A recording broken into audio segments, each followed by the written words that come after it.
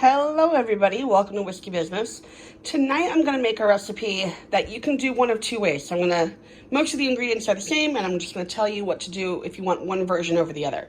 Essentially this is going to be a bacon cheeseburger, either egg roll or grilled wrap. So your base is going to be your meat. I'm doing lean ground beef. You're going to want about 2 to 3 strips of bacon. You're going to crumble that up. And then once that is cooked, you're going to add to that about 3 slices of some sort of like Laughing Cow cheese or spreadable cheese.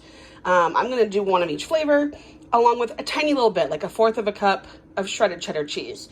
Then you're going to add in your mustard, your ketchup, pickles. If you're doing the wrap, I would do some shredded iceberg and some tomato. But because I'm going to do the egg roll, I'm going to do some broccoli slaw in there. So if you're going to do your egg roll, you're just going to wrap them up, put them in your air fryer, or you can fry them, or you can do them in the oven. If you want to do a wrap, I recommend the Joseph Lavish flatbreads. They're really, really good. They fold well, they hold together well, and then you just, once everything is cooked, wipe out your skillet, wrap them, and sear them in your skillet. Perfect. Plus, these have a lot of protein in them, so you don't need anything else really to eat with it. But the husband wanted egg rolls, so tonight I'm making this with egg rolls. And for our whiskey, we have our Maker's Mark Private Selection. I got this set, and the other day we had the cast strength. Tonight we're having the Private Selection, and it is just as good. So, cheers. Let's get to cooking. We're first going to cook up our bacon and get our meat sauteed. And then once that's done, it's pretty much all done other than actually folding it, assembling it, and either putting it in the skillet or putting it in the air fryer. But this does not take long at all. So let's get going. I've got my bacon on a baking sheet. I lined it with foil. You could put this on a rack or just clean the pan. But if I line it with the foil, it's a quick, easy, just throw the foil away as soon as the bacon grease cools. No muss, no fuss, no cleanup. Don't preheat. Put your oven to 400 and then immediately put it in.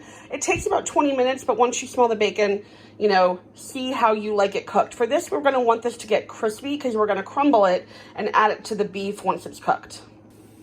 Now I'm going to saute up 1 small sweet onion.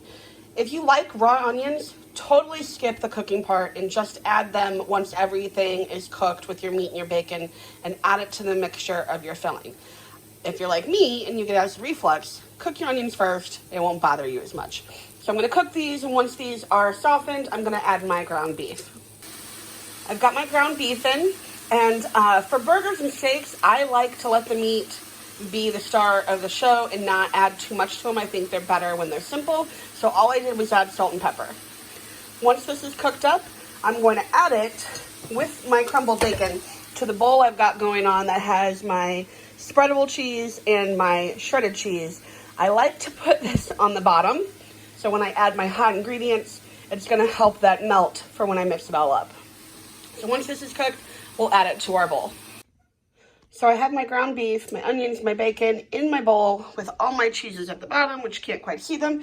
I'm going to mix this up. If you find that the cheese is not melted or it's incorporating it through, pop it in your microwave for like a minute. Make sure you put it in a microwave-safe bowl first. Once it's all blended, it should look like this, kind of like mush.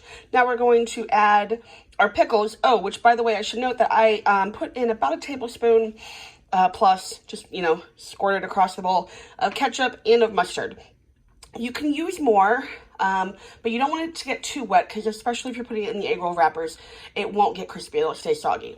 So just do a little, incorporate, and if it's too dry, add just a tiny little bit more. I'm going to add my pickles and my slaw, and then we'll get to rolling.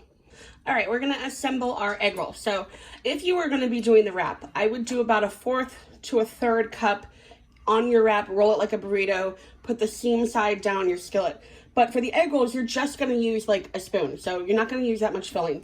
You first want to, if you've never worked with egg rolls, you want to put some water on those ends because that's going to seal it. Grab a good size spoon's worth. Fold that out, fold the first one over, tuck, tuck, and you kind of tuck a little as you go and roll.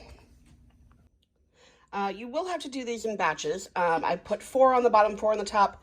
You're gonna do this at about 375 for 12 to 15 minutes, you know, maybe a little bit higher in the temp or a little longer depending on your air fryer. And I'm going to switch them out top to bottom halfway through. And I've got a whole lot more filling to roll. So this is gonna make a lot.